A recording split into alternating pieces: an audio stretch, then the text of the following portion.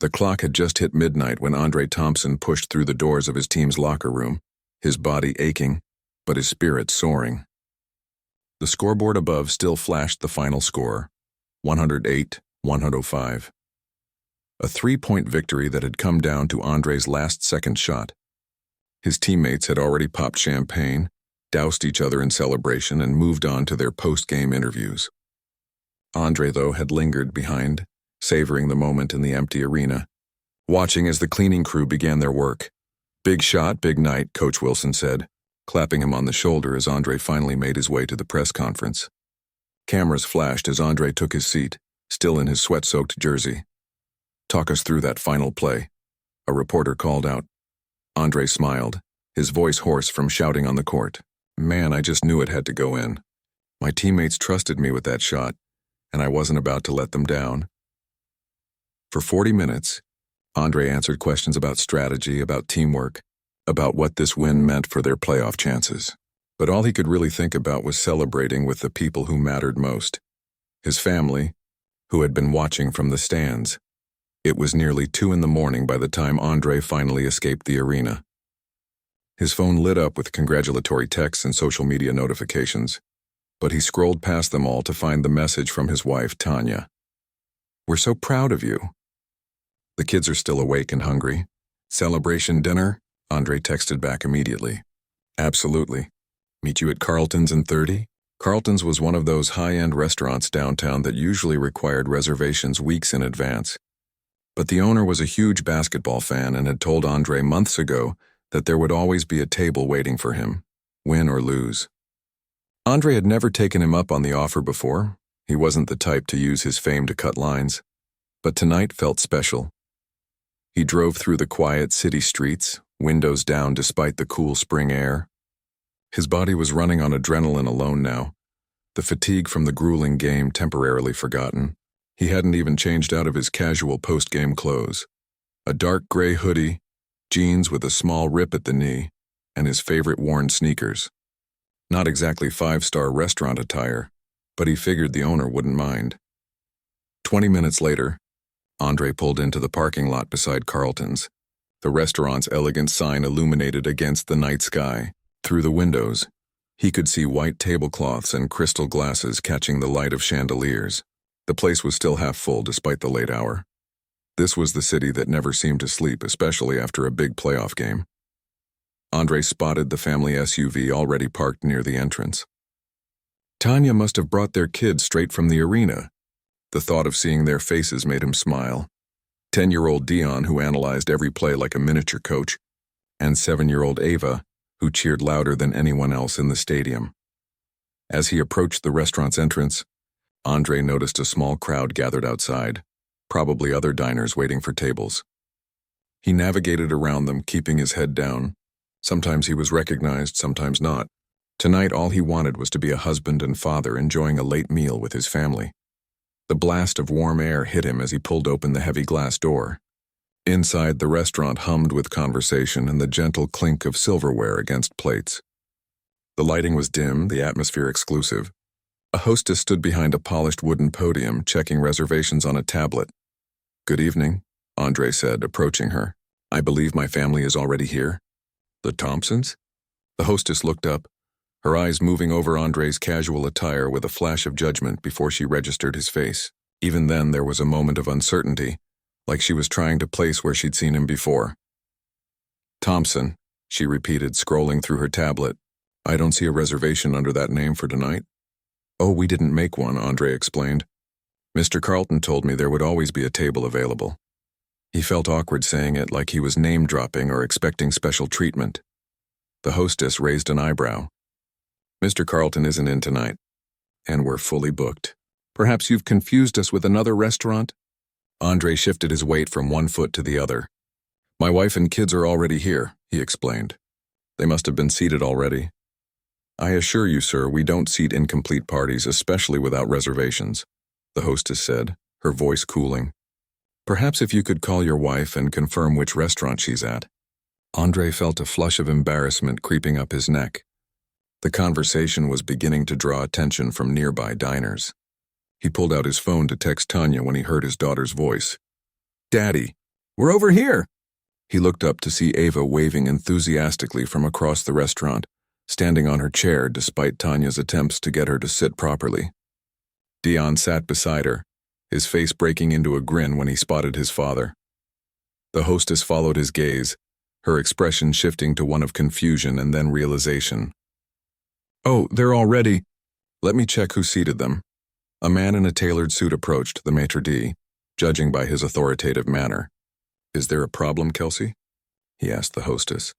"This gentleman's family appears to have been seated without him, and I don't have a reservation for them," she explained, gesturing toward Andre. The maitre d' turned to Andre, his eyes narrowing slightly as he took in the hoodie and jeans. "Sir, Carlton's has a dress code that we ask all our guests to respect." "I'm afraid we can't—" "David, that's Andre Thompson," a waiter interrupted in a hushed tone, leaning in from behind. "You know, from the game tonight? The buzzer beater?" The maitre d', David, blinked, looking from the waiter back to Andre with new eyes. "Mr. Thompson," he said, his tone transforming entirely. "I apologize for the confusion. Of course, Mr. Carlton has mentioned you specifically. Your family was seated by our assistant manager who recognized them from attending games. Please follow me." The sudden shift in treatment made Andre uncomfortable. He followed David through the restaurant, aware of the stares from other diners who had overheard the exchange or who were now recognizing him. Some pulled out phones, angling them to take discreet photos. "Daddy!" Ava squealed as he approached the table, nearly knocking over her water glass in her excitement. "Hey, champ," Andre said, ruffling Dion's hair before leaning down to kiss Tanya. "Sorry I'm late." "Worth the wait," Tanya said with a proud smile. "That shot is going to be on highlights reels for years." David pulled out Andre's chair with a flourish. "We're honored to have you dining with us tonight. Mr. Thompson, the first round of drinks is on the house." "Of course." "Thank you," Andre said simply, settling into his seat as the maitre d' retreated. "You should have seen it, Dad." Dayon launched in immediately. Everyone in our section was on their feet. This guy behind us was screaming so loud I thought he was going to pass out. "I made a sign, but you didn't see it," Ava added with a small pout. "I'm sorry, sweetie. Next time I'll look for it," Andre promised, unfolding his napkin. "So what are we thinking? Too late for the kids to have dessert?" "It's a celebration," Tanya said with a wink. "Rules don't apply tonight." As Andre settled in with his family, the initial awkwardness at the door faded. This was what mattered. Not the recognition, not the special treatment, just these moments with the people he loved. He picked up the menu, scanning the options. "The chocolate lava cake looks amazing," he suggested, feeling the weariness of the game finally catching up to him now that he was sitting down. "Already ordered one for the table," Tanya said, knowing him too well, along with pretty much everything else on the dessert menu. Andre laughed, reaching across the table to squeeze her hand. The restaurant continued to buzz around them, but here at their table was a pocket of normalcy, of family. Just as he was about to share a story from the locker room, he noticed a commotion at the restaurant entrance. 2 uniformed police officers had entered, their presence immediately changing the energy of the room. They spoke briefly with the hostess, who pointed in the direction of the dining area. "Wonder what that's about," Andre murmured, watching as the officers began slowly making their way between the tables, scanning the faces of diners as they passed. Tanya followed his gaze. "Probably just a routine check or something," she said, but her voice held a note of concern. Andre turned his attention back to his family, determined not to let anything disrupt their celebration. But he couldn't help noticing how the officers were working their way systematically through the restaurant and heading in their direction. "So tell me about this sign you made," he said to Ava, trying to focus on her excited description of glitter and markers instead of the approaching officers. But even as his daughter chattered happily, Andre felt an uneasy tension building in his chest. Something about the officers' deliberate movements, the way they studied each table, told him their presence wasn't routine at all, and they were getting closer with each passing moment. Andre tried to focus on Ava's excited description of her homemade sign, but his eyes kept drifting to the officers weaving between tables. The taller officer, a man with salt and pepper hair and broad shoulders, seemed to be leading their slow procession through the restaurant. His partner, shorter with a clean-shaven head, followed a step behind, hand resting casually near Aichi. "His holster, and I used blue glitter for your jersey number," Ava continued, oblivious to the distraction. Mom said the glitter was too messy, but I told her it had to shine like a star just like you. It sounds perfect, sweetheart, Andre replied, forcing a smile while stealing another glance toward the officers. They had stopped at a table 3 down from theirs, leaning in to speak to an older couple who shook their heads in response. Tanya caught his wandering attention and raised an eyebrow in silent question. Andre gave a small shrug, trying to dismiss the unease crawling up his spine. He'd done nothing wrong. There was no reason for concern. And yet, years of experience had taught him that sometimes reasons didn't matter. Here comes dessert, Tanya announced as a waiter approached with a tray loaded with elaborate confections. The chocolate lava cake took center stage, surrounded by a selection of other treats that made both kids' eyes widen. This is the best night ever, Dion declared as the waiter carefully arranged the desserts in the center of the table. Would you like anything else with these? The waiter asked, addressing Andre directly now, clearly having been informed of who he was serving. Before Andre could respond, a shadow fell across the table. He looked up to find both police officers standing beside them, their expressions unreadable. Excuse me, sir, the taller officer said, his voice carrying enough authority that nearby conversations quieted. Could we have a word with you? The waiter backed away quickly, nearly bumping into another server. Andre felt the weight of eyes from surrounding tables. Is there a problem, officer? He asked, keeping his voice calm and even, mindful of his children watching. The shorter officer glanced at a photo on his phone, then back at Andre. Sir, we'd like you to step away from the table for a moment.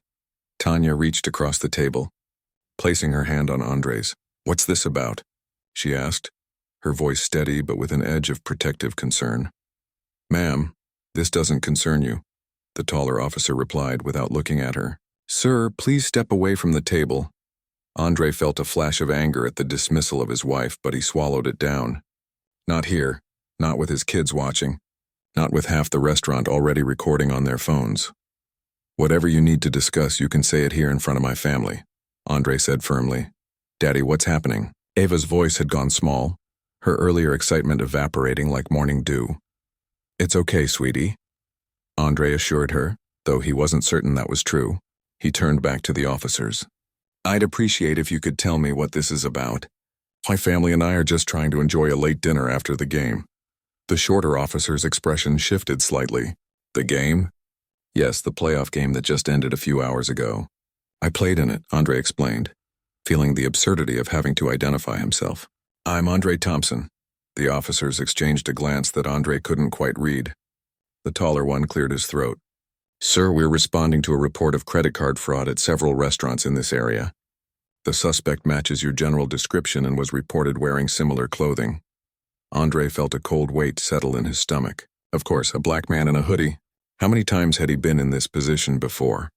Officers, Tanya began, her lawyer instincts kicking in. My husband is clearly not your suspect. He's a professional basketball player who just finished a nationally televised game less than 3 hours ago. The taller officer turned to her now. Ma'am, we're just doing our job. We need to verify. Officer Rodriguez, a new voice interrupted. The restaurant manager had appeared at the edge of their table, looking anxious. I can vouch for Mr. Thompson's identity. He's exactly who he says he is. And you are? The shorter officer asked. Ben Wilson, manager of Carlton's. He gestured toward Andre. This is indeed Andre Thompson. He plays for our city's team. Scored the winning basket tonight, in fact. The officer's demeanor shifted subtly, but they maintained their professional stance. We still need to see some identification, sir, the taller officer, Rodriguez, insisted. Standard procedure. Andre nodded, reaching slowly toward his back pocket. I'm getting my wallet, he narrated clearly, noticing how both officers tensed at his movement. The entire restaurant had fallen into an uncomfortable silence. He pulled out his wallet and handed his driver's license to Officer Rodriguez. As the officer examined it, Andre became acutely aware of his children's expressions. Dion looked angry, his small fist clenched on the tablecloth. Ava seemed confused and frightened, edging closer to her mother. Officer Rodriguez handed the license to his partner, who compared it to something on his phone before nodding. Everything appears to be in order, the shorter officer said, returning the license to Andre. So I'm free to continue dining with my family? Andre asked, unable to keep a hint of sarcasm from his voice. Yes, sir, "We apologize for the disruption," Officer Rodriguez said, though his tone lacked genuine remorse. "We're just following up on reports." "What exactly was the description of your suspect?" Tanya asked, her voice cool and professional. "Besides black man in a hoodie?" The shorter officer had the decency to look uncomfortable. "Ma'am, the description we received was of a male, approximately 6 feet tall, athletic build, wearing a dark hoodie and jeans. The suspect has been using stolen credit cards at high-end restaurants in the area." "You just described half the men in this city," Tanya replied, "including my husband, who happens to be considerably more than approximately 6 feet tall.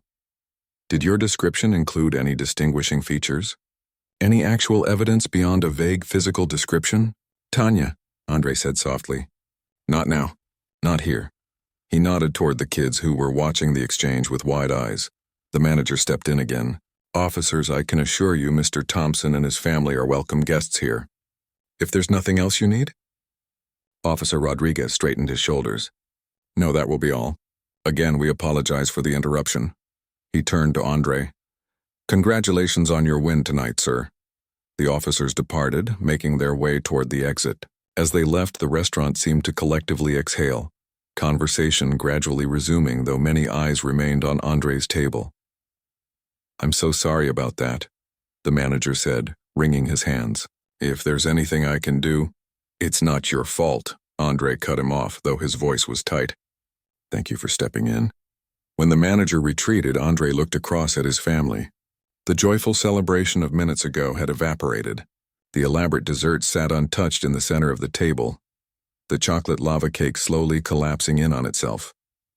"Why were the police talking to you, Dad?" Dion asked, his young voice carrying a knowledge beyond his years. "You didn't do anything wrong." Andre exchanged a glance with Tanya, an entire conversation passing between them in seconds. How much to explain? How to protect their children while still preparing them for the world they lived in. "Sometimes," Andre began carefully, "people make assumptions based on what they see, not who someone really is." "Because you're tall?" Ava asked innocently. Andre smiled sadly. "That's part of it, sweetie." He reached for a dessert fork, trying to salvage the moment. "Now who's going to help me with this cake before it completely melts?" Dayon wasn't so easily distracted. "It's because you're black, isn't it? Like when those security guards followed us around the mall last month." Tanya placed a gentle hand on Dion's shoulder. "That's a big part of it, yes. But your father handled it exactly right. With dignity and patience." "It's not fair," Dion insisted, his young face scrunched with indignation. "No, it's not," Andre agreed. "But getting angry wouldn't have helped the situation. Sometimes the strongest thing you can do is stay calm and prove people wrong through your actions." He noticed several diners at nearby tables pretending not to listen while clearly hanging on every word. Some looked embarrassed, others sympathetic, a few uncomfortably defensive. Andre realized this moment had ceased to be private. It had become a performance, one he hadn't asked for but couldn't avoid. A server approached cautiously. "Mr. Thompson, the chef wanted me to tell you that your entire meal tonight is on the house and—" The young man hesitated. "I just wanted to say that was messed up, what happened. You deserve better." Andre nodded his thanks, unsure how to respond. The gesture was kind but couldn't erase what had occurred. Tanya checked her phone and frowned. "It's already on social media. Someone posted a video." She turned the screen to show Andre. The clip already had thousands of views, with comments ranging from outrage to defensive justifications of the officer's actions. "Great," Andre muttered. "Just what we needed." "Daddy?" Ava's small voice pulled his attention back. "Can I have the strawberry thing now?" Andre looked at his daughter, her innocent request somehow breaking through the tension. He smiled, a genuine one this time, and pushed the delicate strawberry dessert toward her. "Of course, sweetheart. Let's enjoy these desserts before they're completely ruined." As his family tentatively began to sample the elaborate spread, Andre tried to recapture the joy of his game-winning shot from hours earlier, but the victory felt distant now, overshadowed by what had just transpired. He caught Tanya's eye across the table. Her expression held no surprise, only resigned familiarity and quiet strength. This wasn't their first experience with profiling, and they both knew it wouldn't be their last. But they also shared an unspoken understanding. Their children were watching, learning how to navigate a world that often judged them before knowing them. Andre picked up his fork. determined to salvage what remained of their celebration. Tomorrow would bring press conferences and social media storms. But tonight, what was left of it was still theirs. By the time they finished their desserts, Andre could feel the weight of the restaurant's attention. What had started as excited whispers about his game-winning shot had transformed into hushed conversations about the police confrontation. He caught fragments as servers passed their table. Can you believe they just assumed? But the police were just doing their job with his kids, right? Tanya's phone wouldn't stop buzzing. She glanced down at it and sighed. Your agent is calling, and the team's PR director, and my mom. She silenced the device and slipped it back into her purse. It can all wait until tomorrow. But Andre knew better. In the digital age, there was no such thing as waiting until tomorrow. What happened in this restaurant was already racing across social media platforms, being shared, commented on, and dissected by thousands of strangers who hadn't been there but would form strong opinions anyway. Maybe we should head home, he suggested, watching Ava stifle a yawn. It was well past the kids' bedtime, and the evening's excitement, both good and bad, had clearly worn them out. Can we go through the kitchen? Dayon asked suddenly, looking toward the main entrance where a small crowd had gathered outside the restaurant windows. Some held phones up, clearly waiting to catch a glimpse of them leaving. Andre exchanged a look with Tanya. Their 10-year-old was already learning about strategic exits, already thinking about how to avoid unwanted attention. It broke his heart a little. I'll check with the manager, Tanya said, catching a server's eye and asking him to bring the manager over. While they waited, Andre's phone vibrated in his pocket. He pulled it out to find a text from his teammate and best friend on the team, Luis. Saw what happened. You good? Need anything? Andre typed back quickly. With family, all okay. Talk tomorrow. The manager appeared at their table looking apologetic. Mr. Thompson, Mrs. Thompson, is everything all right with the desserts? The food was excellent, Andre assured him. But we're ready to leave, and we were hoping to avoid. He nodded toward the front entrance and the growing crowd. Say no more, the manager said with immediate understanding. We have a service exit through the kitchen. I'd be happy to escort you that way. Thank you, Tanya said. We'd appreciate that. As they stood to leave, a woman at a nearby table stepped toward them. Andre tensed automatically, unsure what to expect. Excuse me, she said, her voice low. I just wanted to say, I'm sorry about what happened earlier. I recorded it, but I want you to know I didn't post it online. That felt wrong.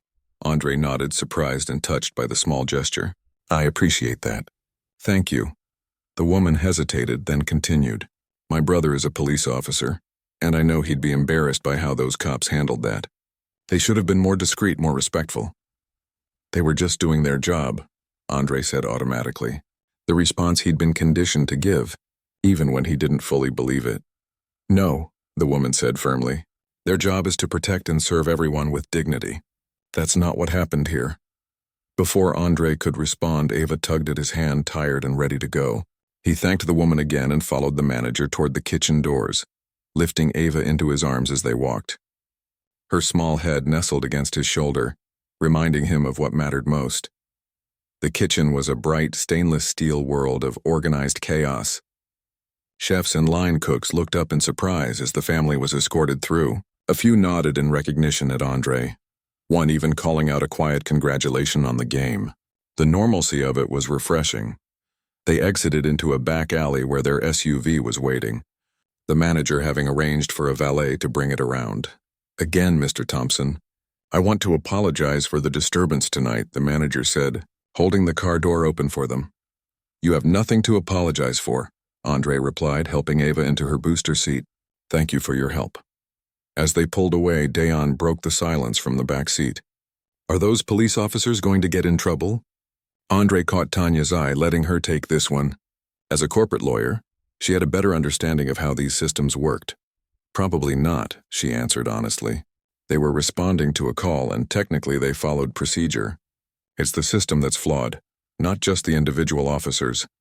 But it's not fair, Dayon insisted, echoing his earlier sentiment. You're right. It's not, Andre said, turning the car toward their neighborhood. But you know what? Things can change. Things do change. Sometimes slowly, but they change. The drive home was quieter than their usual post-game journeys. No excited rehashing of plays, no debates about referee calls. Just the soft sound of Ava's breathing as she drifted to sleep in her car seat, and the occasional ping of their phones receiving yet another notification. By the time they pulled into their driveway, both kids were asleep. Andre carried Ava while Tanya guided a half-awake Dion into the house and up to bed. They worked in practiced harmony, changing sleepy children into pajamas and tucking them in without fully waking them. When they finally made it to their bedroom, Andre sat heavily on the edge of their bed, the adrenaline of both the game and the restaurant incident finally wearing off, leaving bone-deep exhaustion in its wake. "You should see what's happening online," Tanya said, scrolling through her phone. "The videos everywhere. Andre Thompson is trending." Andre fell back on the bed, staring at the ceiling. "Great. Just what I wanted after hitting the biggest shot of my career." Tanya set her phone down and lay beside him, propping herself up on one elbow to look at his face. "You handled it well. Better than I did." "You were perfect," Andre said, reaching up to touch her cheek. "Lawyer mode activated.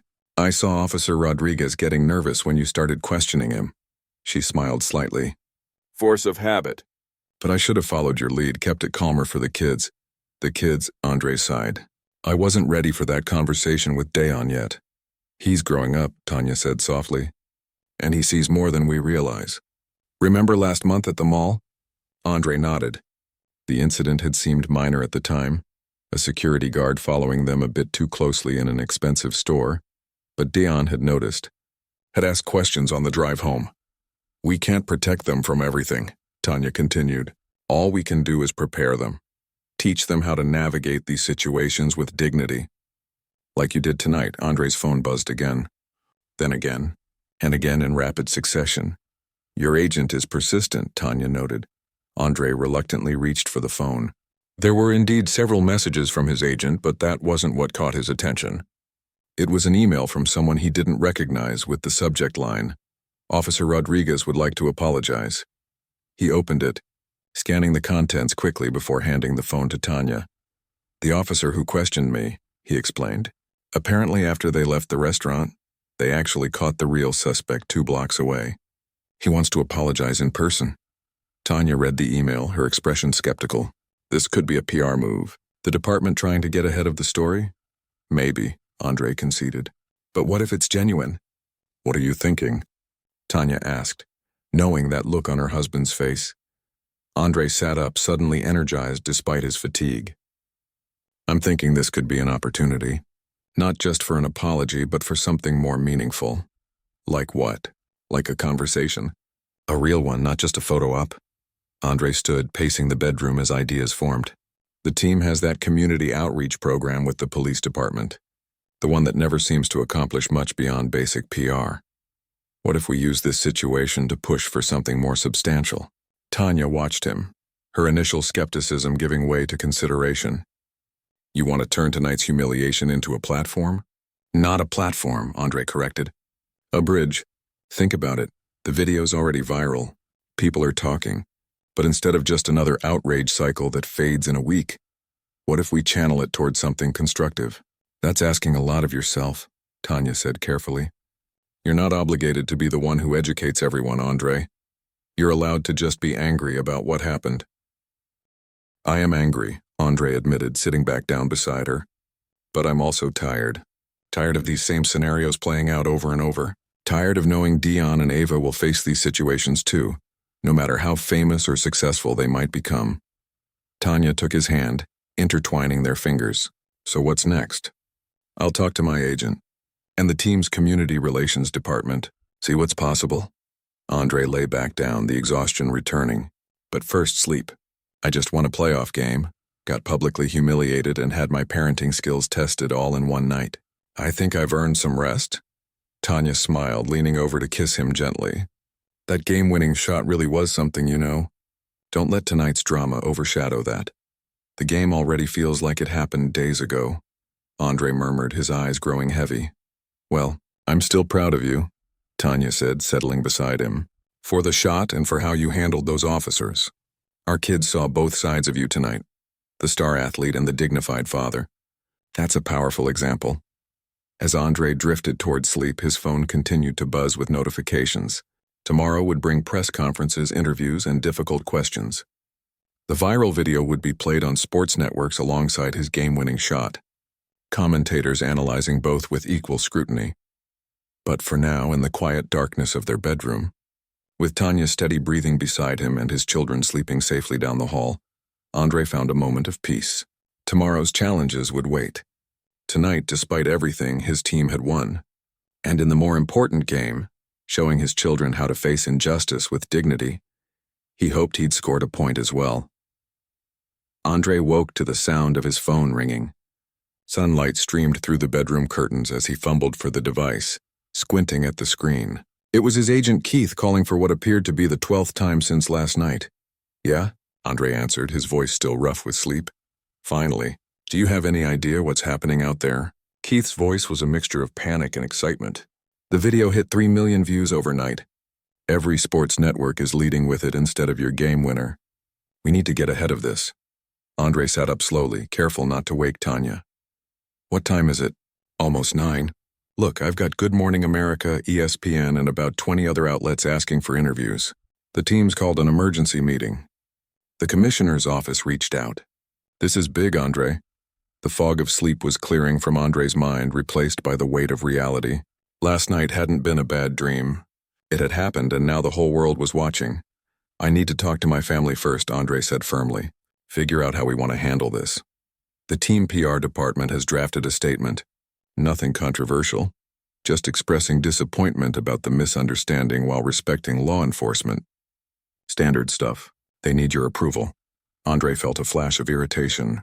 "That's not happening, Keith. This isn't some minor inconvenience that needs to be smoothed over. My kids watched their father get profiled by police during what should have been a celebration dinner." There was a pause on the other end of the line. "I understand that, but we need to be strategic here. Your endorsement deals—" "I'll call you back." Andre cut him off, ending the call as Tanya stirred beside him. "Keith freaking out?" she asked, opening her eyes. "Of course." Andre handed her his phone. "Check this out." "The email from Officer Rodriguez." Tanya read it again, now fully awake. "What are you thinking?" "I'm thinking I don't want a carefully crafted PR statement. And I don't want to just accept a private apology that makes this all go away quietly."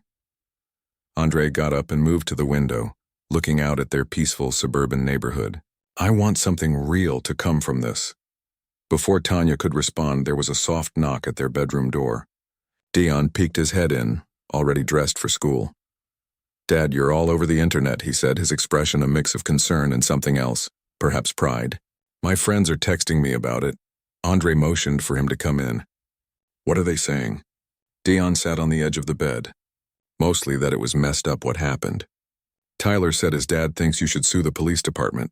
Andre and Tanya exchanged looks. "It's more complicated than that," Tanya explained gently.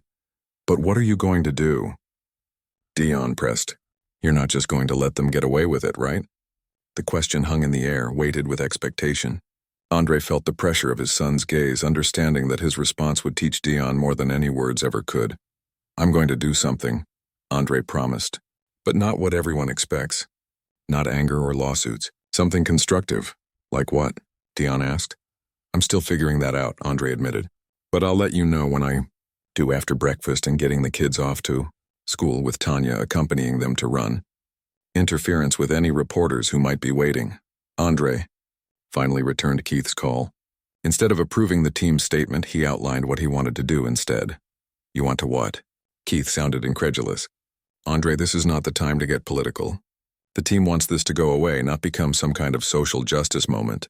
"It already is a moment," Andre countered. "The question is what kind of moment it will be." "I'm not asking permission, Keith. I'm telling you what I'm going to do. Either get on board and help, or I'll do it without you." There was a long pause. "You're serious about this?" "Never been more serious in my life." Another pause. "Let me make some calls." 2 hours later, Andre sat in the conference room at the team's practice facility. Across from him were Officer Rodriguez and his partner, Officer Patel, both in street clothes and looking uncomfortable.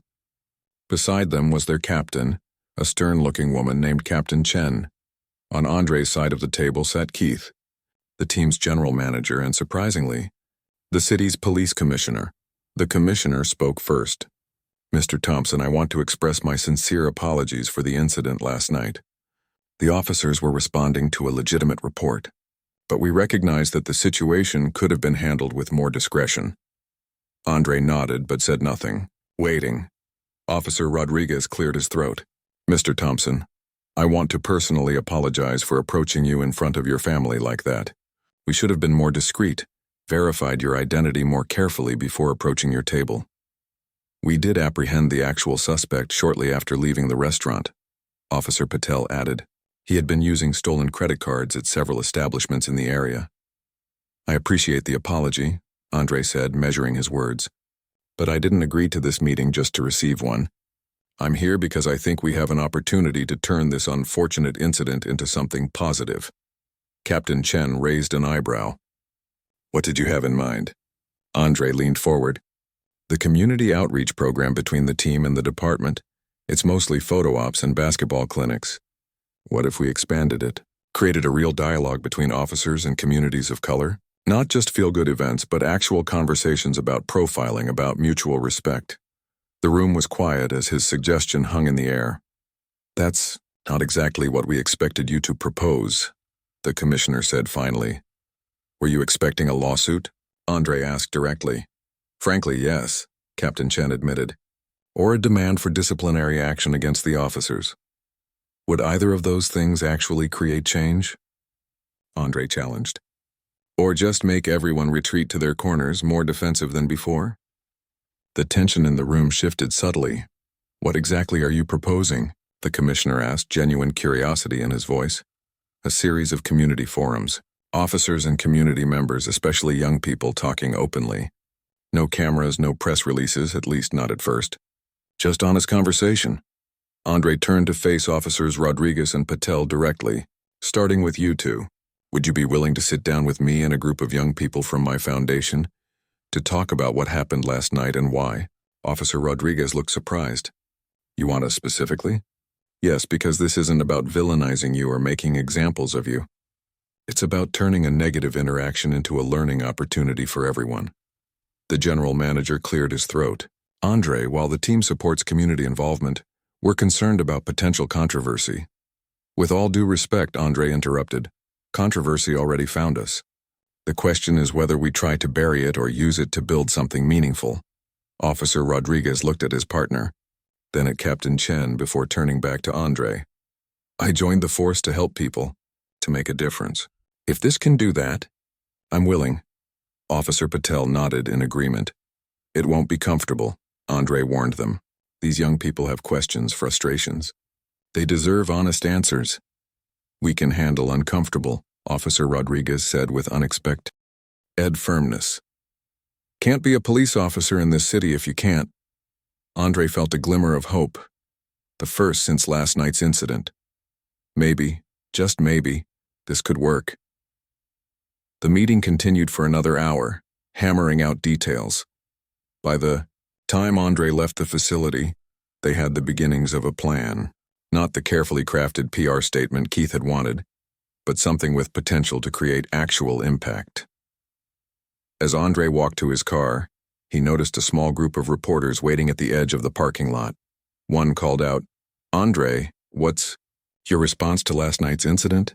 For a moment, Andre considered ignoring them, but then he thought of Dayan's question that morning. What are you going to do?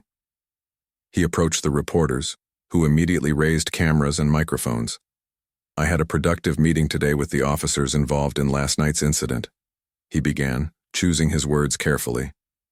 We're working together on an initiative to create meaningful dialogue between law enforcement and the community, especially young people. Are you angry about what happened? A reporter pressed. I'm disappointed, Andre corrected. But anger without action doesn't create change. My goal now is to ensure this situation leads to something positive. Some are calling for the officers to be disciplined or fired, another reporter said. What's your response to that? Andre shook his head. That's not what I want. What happened last night wasn't about two individual officers. It's about systems and assumptions that affect all of us. Firing these officers wouldn't address the real issues. So you're defending the police? The question came from a reporter at the back, her tone suggesting she was looking for controversy. I'm advocating for understanding, Andre replied firmly. For conversation instead of confrontation. For solutions instead of sound bites. He checked his watch. That's all I have time for today. We'll be sharing more details about our community initiative soon. As Andre drove home, his phone rang through the car's Bluetooth. It was Tanya. I just saw your impromptu press conference online, she said. Very presidential, Andre laughed. I was aiming for reasonable adult. How did the meeting go? Better than expected. The officers agreed to participate in the community forums. The commissioner seemed genuinely interested. Even Keith eventually came around. And how are you feeling about all of this? Tanya asked, the question cutting to the heart of things, as she always did. Andre considered the question as he turned onto their street. Honestly, hopeful.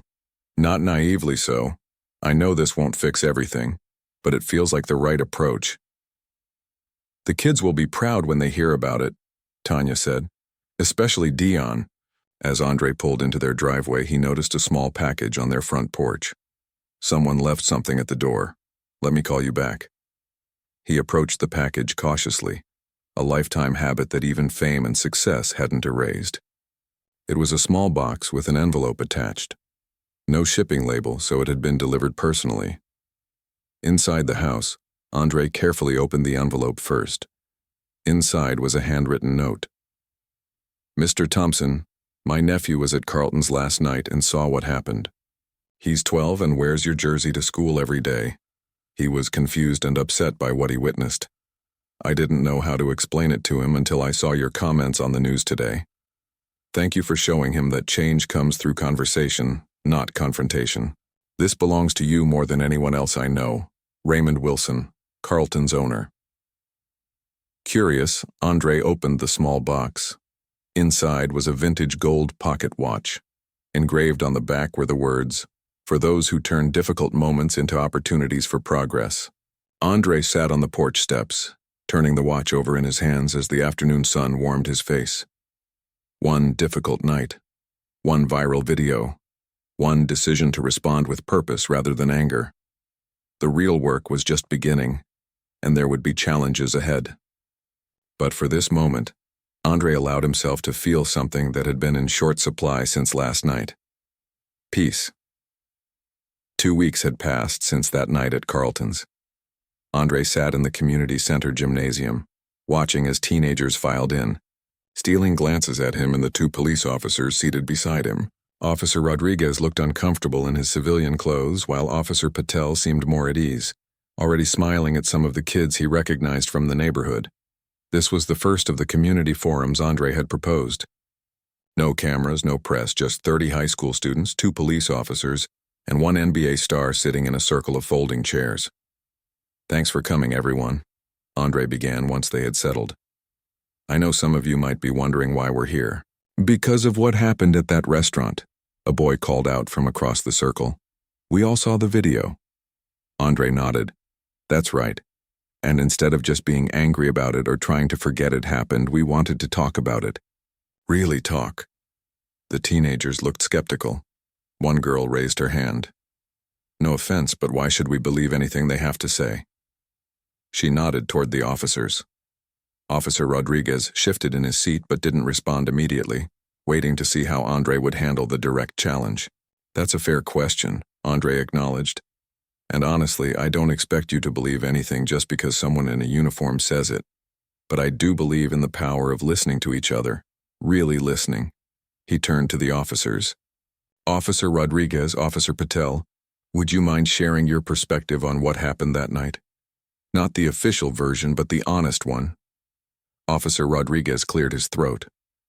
First, I want to say again that I'm sorry for how we approached you that night, especially in front of your family. He looked around at the teenagers. But since we're being honest here, when we got that call about a suspect and the description matched Mr. Thompson, I didn't think twice. I saw what I expected to see. What does that mean? Asked another student. It means, Officer Patel cut in, that when you're a cop for a while, you start to make snap judgments. Sometimes those judgments are based on experience, but sometimes. He paused, choosing his words carefully. Sometimes they're based on assumptions we don't even realize we're making. The conversation started slowly, awkwardly, but as the hour progressed, something shifted.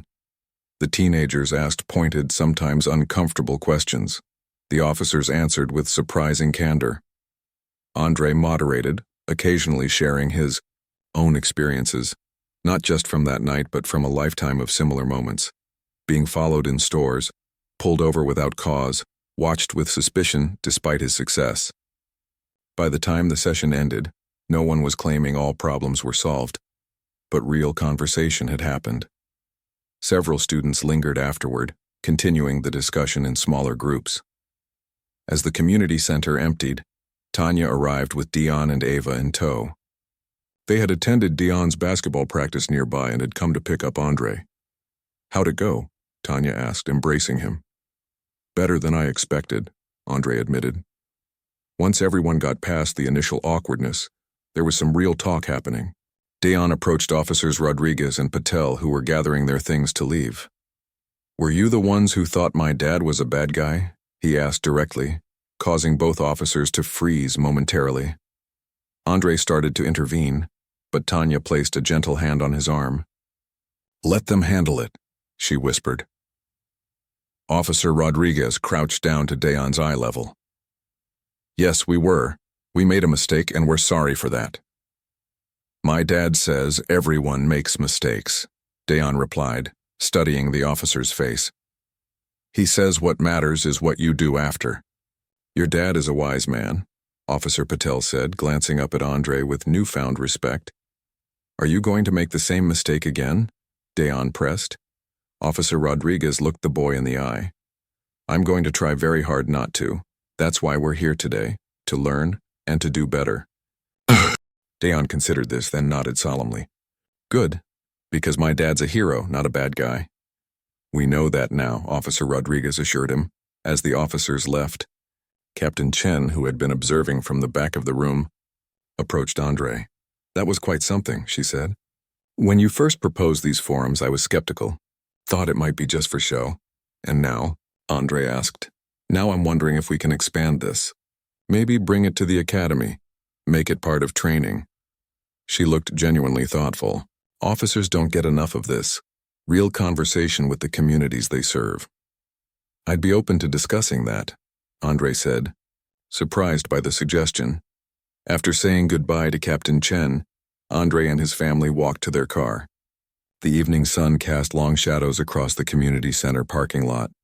"Dad, I heard some of the kids talking," Dion said. "They said you could have sued those police officers and made a lot of money, but instead you did this." "Why?" Andre considered his son's question carefully. "Sometimes the easy path, like getting angry or filing a lawsuit, doesn't lead to real change. I wanted to build something that might actually make a difference even if it's harder and takes longer. Like in basketball," Dion said. "How you always say there's no shortcut to being great. You have to put in the work." Andre smiled, ruffling his son's hair. "Exactly like that." As they drove home, Andre's phone buzzed with a notification. Keith had sent him a link to a sports news website with the message, "You might want to see this." At a stoplight, Andre clicked the link. It was an opinion piece titled "Beyond the Buzzer Beater: Why Andre Thompson's Response to Profiling Matters More Than His Game Winner. Good news or bad news?" Tanya asked, noting his expression. "Good, I think." The conversation spreading. Andre set his phone down as the light turned green. "But right now I'm more interested in a different conversation. Who's hungry for dinner? Can we go to Carlton's?" Ava piped up from the back seat. Andre and Tanya exchanged looks, both surprised by the request. "You want to go back there?" Andre asked carefully. "Yeah. The owner gave you that cool watch and their cake was yummy," Ava replied with the simple logic of a 7-year-old. "And this time no police will bother us, right?" Andre smiled at his daughter's resilience. "You know what? That sounds perfect." When they arrived at Carlton's, the maitre d', David, from that night, recognized them immediately. His expression shifted from surprise to concern. "Mr. Thompson, we're honored to have you back, but are you sure you want to dine with us after what happened?" "That's exactly why we're here," Andre replied. "To show our kids that one bad experience doesn't define a place or the people in it." This time they were led to their table with no hesitation, no questioning glances. Other diners recognized Andre, but the whispers were different now. They weren't just about his game-winning shot or the viral video. They were about what had happened since, the community forums, the conversations that had grown from that uncomfortable moment. As they settled into their table, Andre noticed a familiar face at the back of the restaurant. Raymond Wilson, the owner who had sent him the pocket watch, nodded in acknowledgement from across the room. Their waiter approached, looking slightly nervous. "Mr. Thompson, it's an honor to serve you and your family. Mr. Wilson asked me to tell you that your meal tonight is on the house. Please thank him, but that's not necessary," Andre replied. "We're here as regular customers tonight." As the waiter left to place their drink orders, Tanya reached across the table and took Andre's hand. "Not quite regular," she said with a smile. "Nothing about you has ever been regular," Andre laughed. "I'll take that as a compliment." "You should," she assured him, then nodded toward the restaurant entrance.